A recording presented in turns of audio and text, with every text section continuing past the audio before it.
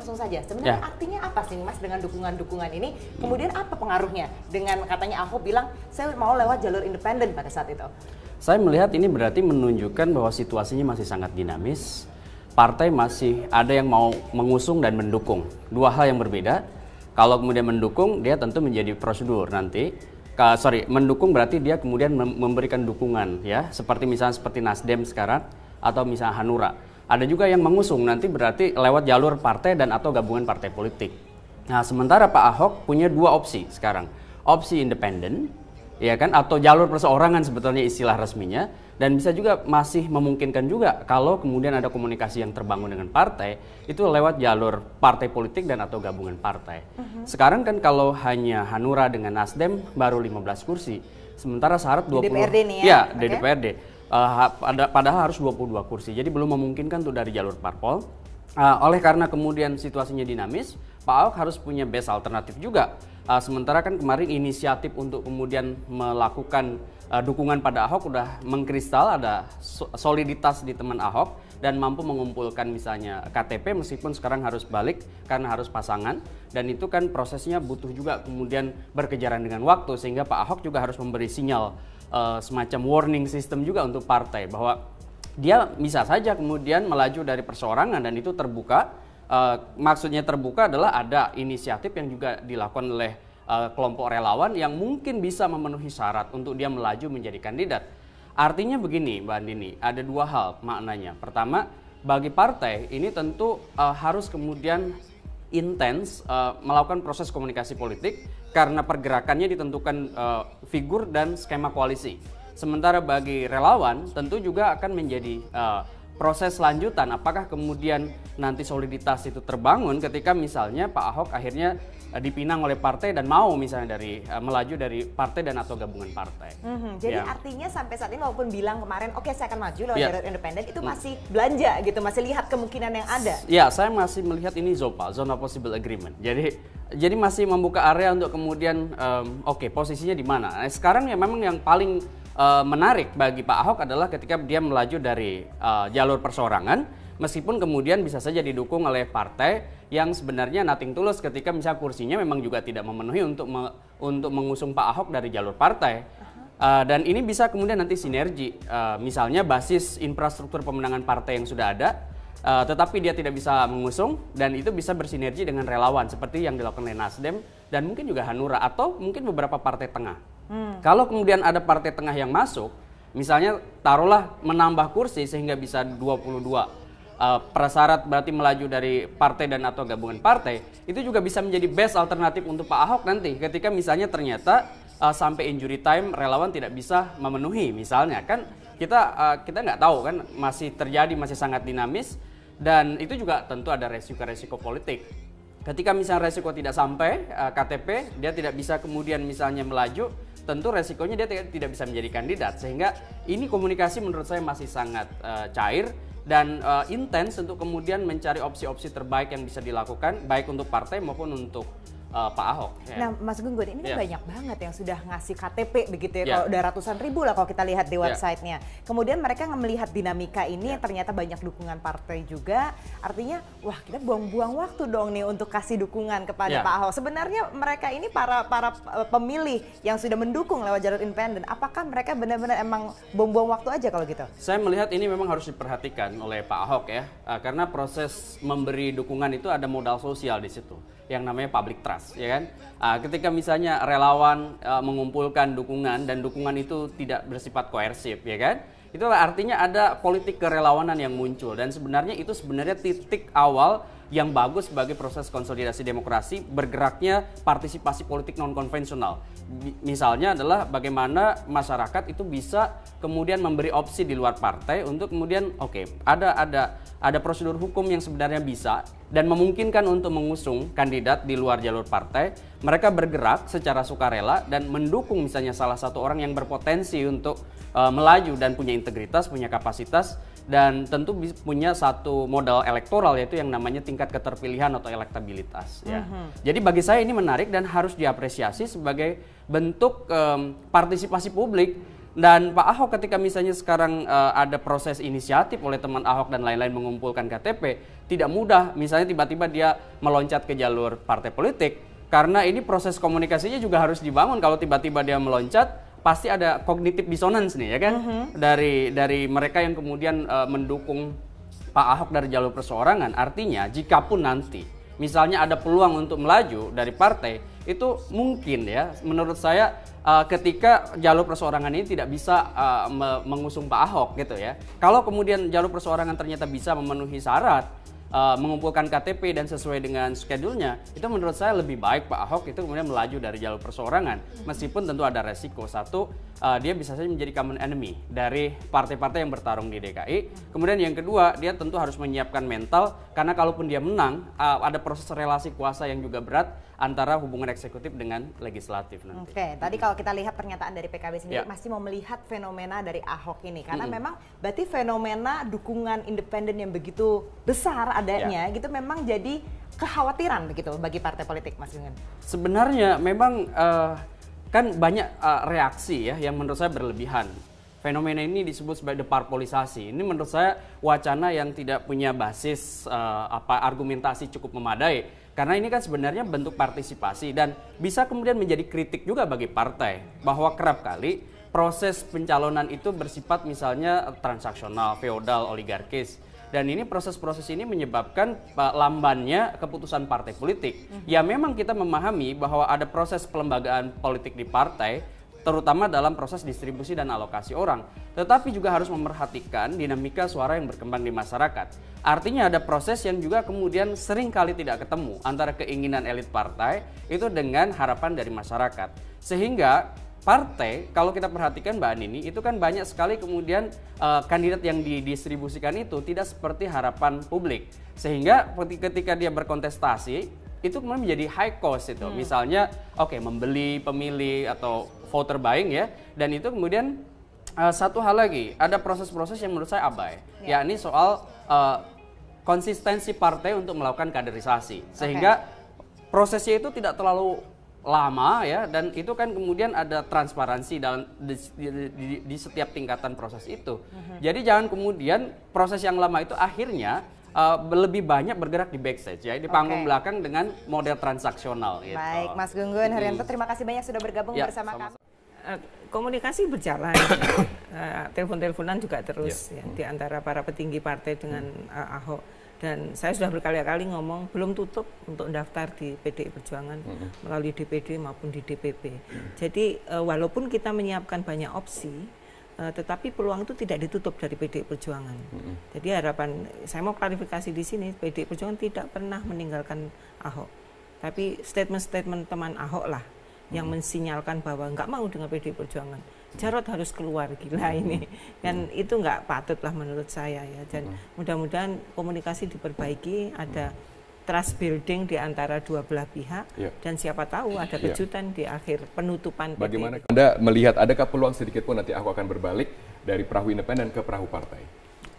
Saya membaca kalimat yang dikemukakan oleh Ahok adalah sebatas keputusan final, saya harus menyertakan nama Heru supaya teman Ahok dalam sisa waktu dan prasyarat yang berat ini bisa bekerja.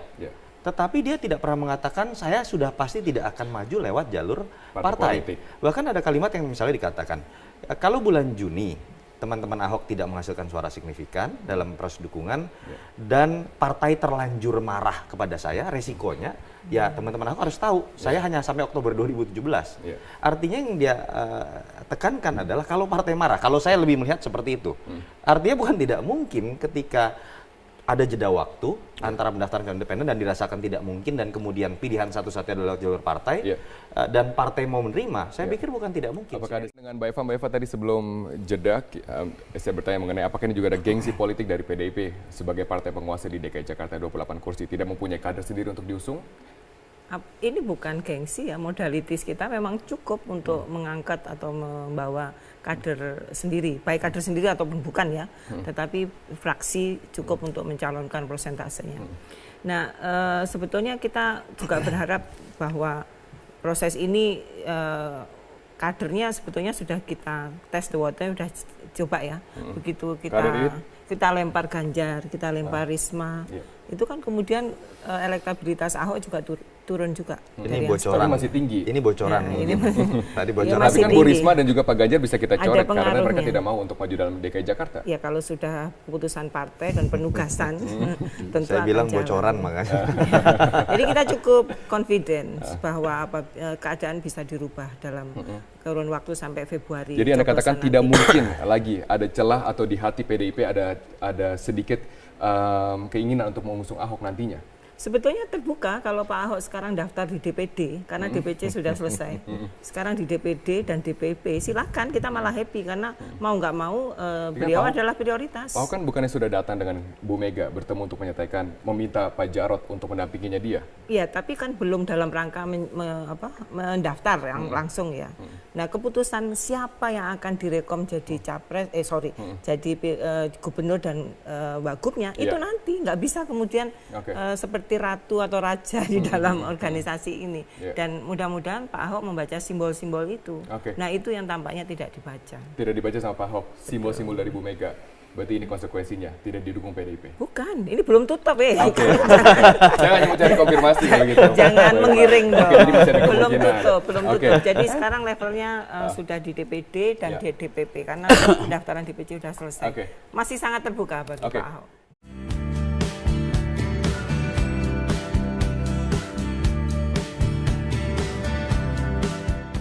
Mas Gun-Gun langsung saja, sebenarnya artinya apa sih Mas dengan dukungan-dukungan ini? Kemudian apa pengaruhnya dengan katanya Ahok bilang saya mau lewat jalur independen pada saat itu? Saya melihat ini berarti menunjukkan bahwa situasinya masih sangat dinamis. Partai masih ada yang mau mengusung dan mendukung. Dua hal yang berbeda. Kalau kemudian mendukung, dia tentu menjadi prosedur nanti. Mendukung berarti dia kemudian memberikan dukungan ya, seperti Nasdem sekarang atau misalnya Hanura. Ada juga yang mengusung, nanti berarti lewat jalur partai dan atau gabungan partai politik. Nah, sementara Pak Ahok punya dua opsi sekarang. Opsi independen, ya kan, atau jalur perseorangan sebetulnya istilah resminya, dan bisa juga masih memungkinkan juga kalau kemudian ada komunikasi yang terbangun dengan partai, itu lewat jalur partai politik dan atau gabungan partai. Sekarang kan kalau hanya Hanura dengan Nasdem baru 15 kursi, sementara syarat 20. Di DPRD nih ya? Ya, di DPRD. Padahal harus 22 kursi, jadi belum memungkinkan tuh dari jalur parpol.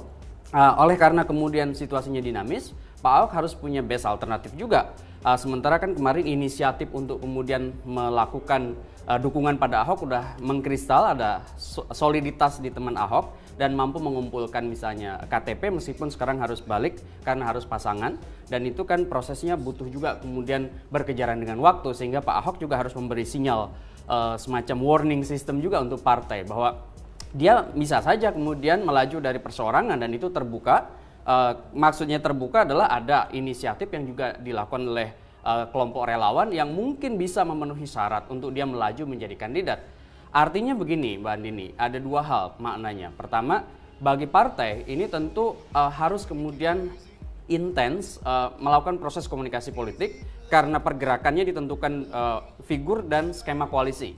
Sementara bagi relawan tentu juga akan menjadi proses lanjutan, apakah kemudian nanti soliditas itu terbangun ketika misalnya Pak Ahok akhirnya dipinang oleh partai dan mau misalnya melaju dari partai dan atau gabungan partai.